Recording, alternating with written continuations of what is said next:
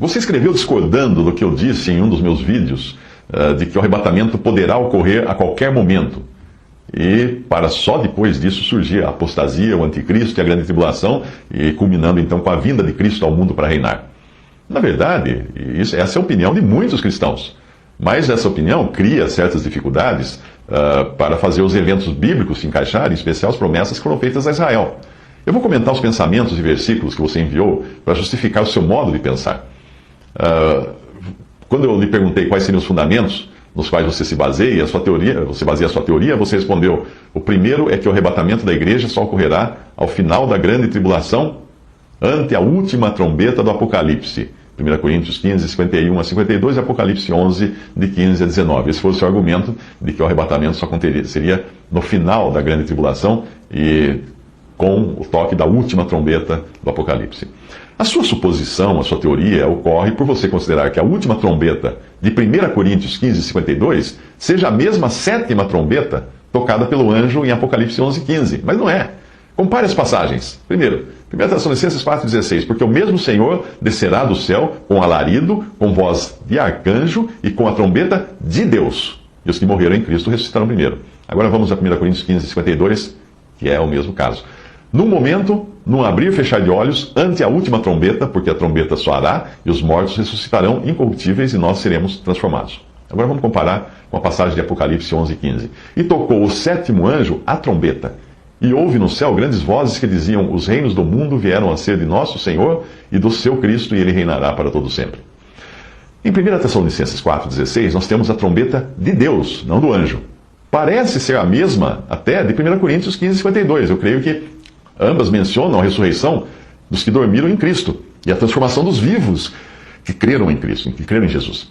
Em 1 Coríntios 15, 52 diz a última trombeta. Está claro aqui que ela tem a ver com bênção para a igreja e não com juízo para o mundo ou para os perdidos, como nós vemos com as trombetas de Apocalipse. As trombetas de Apocalipse são para o juízo. A trombeta de Deus é para a bênção do cristão. Em Apocalipse 11, 15, nós temos uma trombeta, porém não é chamada de última, apesar de ser a sétima de uma série que tem por objetivo não arrebatar os salvos, mas derramar juízo sobre o mundo.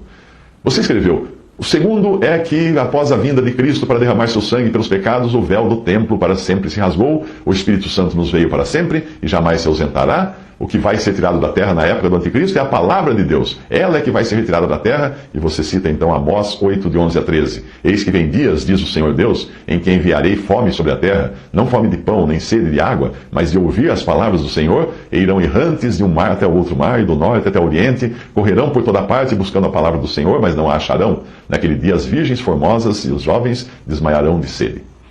O versículo que você citou, não diz que Deus tirará a sua palavra da terra, o versículo que você citou, não diz isso.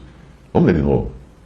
Eis que vem dias, diz o Senhor, em que enviarei fome sobre a terra, não fome de pão, nem sede de água, mas de ouvir as palavras do Senhor. E irão errantes de um mar até o outro, do norte até o oriente, correrão por toda parte, buscando a palavra do Senhor, mas não a acharão. Naquele dia as virgens formosas e os jovens desmaiarão de sede. Portanto, o versículo não diz que Deus tirará a sua palavra da terra, mas diz que as pessoas a procurarão e não acharão. Esse é o resultado da apostasia e do abandono da verdade que incapacita o homem de ouvir e entender a palavra de Deus. É o mesmo efeito que foi causado em Saul, quando ele procurou a verdade, a palavra de Deus, e não encontrou a palavra de Deus. Porque tinha acabado as chances que Deus tinha dado a ele de ouvir a palavra de Deus por causa da sua contínua rejeição. 1 Samuel 28, 6. E perguntou Saul ao Senhor, porém o Senhor lhe não respondeu, nem por sonhos, nem por urim, nem por profetas. Saul vai então procurar uma médium em total desobediência a Deus. Esse será também o processo como o mundo incrédulo, com este atual mundo incrédulo, que rejeitou a palavra de Deus no seu tempo. E quando mais precisar dela, não vai encontrá-la. Talvez até porque Deus irá enviar a operação do erro, de 2 Tessalonicenses 2, para que creiam na mentira. Porém, a palavra de Deus estará assim, sendo pregada em todo o mundo até o final. Mateus 24, 14. E este evangelho do reino será pregado em todo o mundo em testemunho a todas as gentes, e então virá o fim. Aí você escreveu: então nessa época a palavra de Deus e o nome de Jesus serão retirados da terra e não mais se achará. Isso é equívoco, E eu vou dizer por quê. Porque as duas testemunhas que você encontra em Apocalipse profetizarão por 1260 dias, que é exatamente o período de 3 anos e meio da perseguição promovida pelo Anticristo. Apocalipse 11, 3. E darei poder às minhas duas testemunhas e profetizarão por 1260 dias vestidas de pano de saco. Portanto, não há como considerar que a palavra de Deus seja aquilo que diz que será tirada da terra, justamente quando ela estará sendo pregada até os confins da terra, antes de vir o fim. E ela será pregada pelo remanescente de Israel, que será salvo durante a grande tribulação, e ela também será profetizada pelas duas testemunhas ali de Apocalipse por 3 anos e meio. Se não for a palavra de Deus que esses dois profetas estão levando, então como poderiam estar testemunhando? Como poderiam estar sendo mortos por isso? Apocalipse 11, 10. E os que habitam na terra se regozijarão sobre eles, sobre os dois profetas, e se alegrarão e mandarão presentes uns aos outros, porque eles mataram, né? Porquanto esses dois profetas tinham atormentado os que habitam sobre a terra. Você continua escrevendo o seguinte: deu-lhe poder para agir por 42 meses, meses literais, ou seja, 3 anos e meio. Nesse período de grande tribulação, os cristãos fugirão para os desertos, onde serão sustentados por Deus por 42 meses, similar ao que o Senhor fez aos filhos de Israel no deserto, como cita Apocalipse 12:6 e Apocalipse 12:14. A interpretação da mulher de Apocalipse 12, como se fosse a igreja, não é correta. A mulher aí tem um filho. A igreja teve algum filho? A mulher aí tem um filho, que é Jesus. Ou seja, essa mulher é usada por Deus para trazer ao mundo Cristo. A igreja não teve um filho, Jesus, que vai reger o mundo com vara de ferro. Apocalipse 12:2. E estava grávida essa mulher, com dores de parto, e gritava com ânsias de dar à luz. Esse filho da mulher é o rei dos reis, rei de reis. E ele é tirado da terra. Capítulo 12, Apocalipse, versículo 5. E deu à luz um filho, um varão, que há de reger todas as nações com vara de ferro, e o seu filho foi arrebatado para Deus e para o seu trono. Agora Daniel 9:26. E depois das 62 semanas será tirado o Messias, e não será mais. E o povo do príncipe que há de vir destruirá a cidade e o santuário, e o seu fim será com inundação, e até o fim haverá guerra, estão determinadas as assolações. Portanto, a mulher de Apocalipse 12 não pode ser a igreja, porque esta nunca foi o meio usado por Deus para trazer ao mundo a Cristo. Deus não usou Cristo para trazer a igreja ao mundo. Deus não usou a igreja para trazer Cristo ao mundo. Deus usou Cristo para salvar a igreja. A igreja passou a existir em Atos 2, e era ainda algo futuro, mesmo nos dias dos evangelhos, quando Jesus usa o verbo no futuro para referir-se a ela. Edificarei a minha igreja, edificarei a minha igreja, em Mateus 16:18. Esse edificarei se consumou então em Atos 2, quando Deus efetivamente edificou, ou Cristo edificou a sua igreja. Se a mulher não é a igreja, restam duas opções: Maria ou Israel. Maria não pode ser, porque não há qualquer relato de perseguição a Maria. E o Apocalipse é um livro de símbolos. Qual outra mulher simbólica, além da igreja, é mencionada nas Escrituras como esposa de Deus? Israel. Porque a salvação vem dos judeus, disse o Senhor Jesus em João 4:22. E Jeremias 31, 32 diz que: eis que dias vem, diz o Senhor, em que farei um concerto novo com a casa de Israel e com a casa de Judá. Não conforme o concerto que fiz com seus pais, no dia em que os tomei pela mão para os tirar da terra do Egito, porquanto eles invalidaram o meu concerto, apesar de eu os haver desposado, diz o Senhor. Cantares 4:8. Vem comigo do Líbano, minha esposa, vem comigo do Líbano.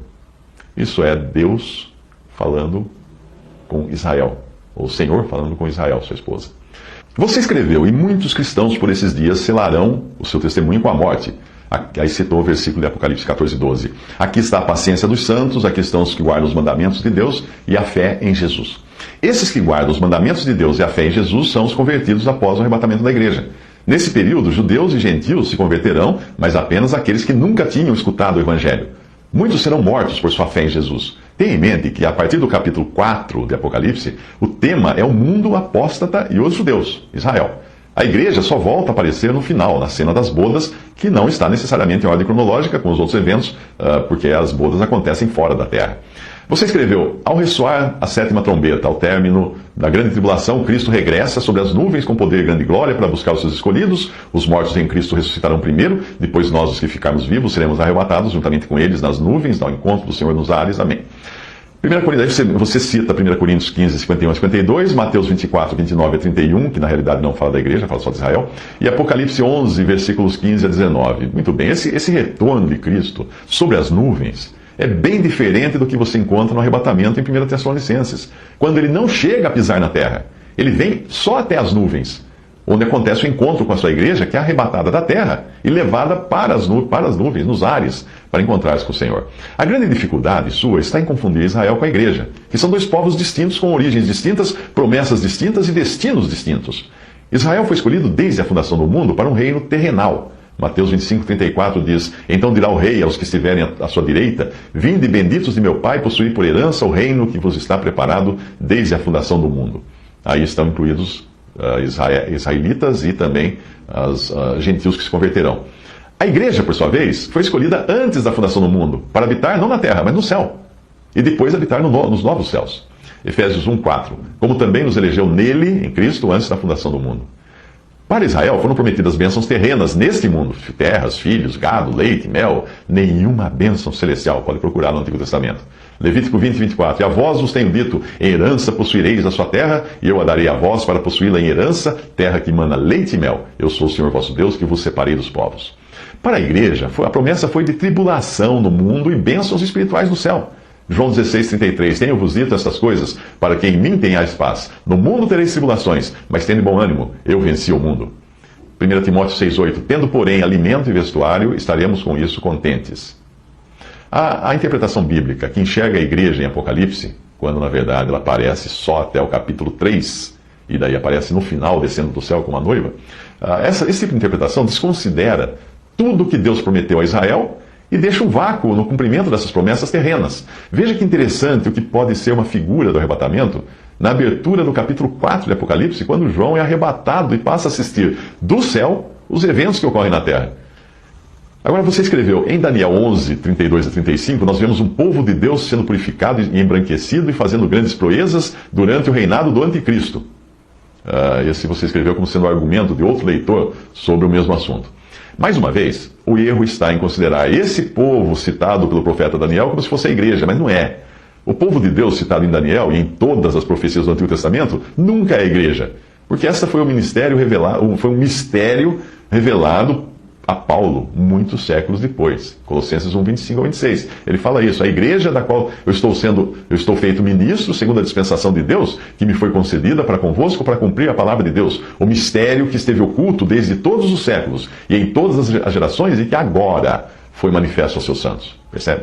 Efésios 3:4-11. Por isso, quando ledes, podeis perceber a minha compreensão do mistério de Cristo, o qual, noutros séculos, não foi manifestado aos filhos dos homens, como agora tem sido revelado pelo Espírito aos seus santos, apóstolos e profetas da igreja, no caso. A saber, que os gentios são coerdeiros e de um mesmo corpo e participantes da promessa em Cristo pelo Evangelho, do qual fui feito ministro, pelo dom da graça de Deus, que me foi dado, segundo a operação do seu poder. A mim, o mínimo de todos os santos, me foi dada esta graça, de anunciar entre os gentios, por meio do Evangelho, as riquezas incompreensíveis de Cristo, e demonstrar a todos qual seja a dispensação do mistério, que desde os séculos esteve oculto em Deus, que tudo criou por meio de Jesus Cristo, para que agora, pela igreja, a multiforme sabedoria de Deus seja conhecida dos principados e potestades nos céus, segundo o eterno propósito que fez em Cristo Jesus, nosso Senhor.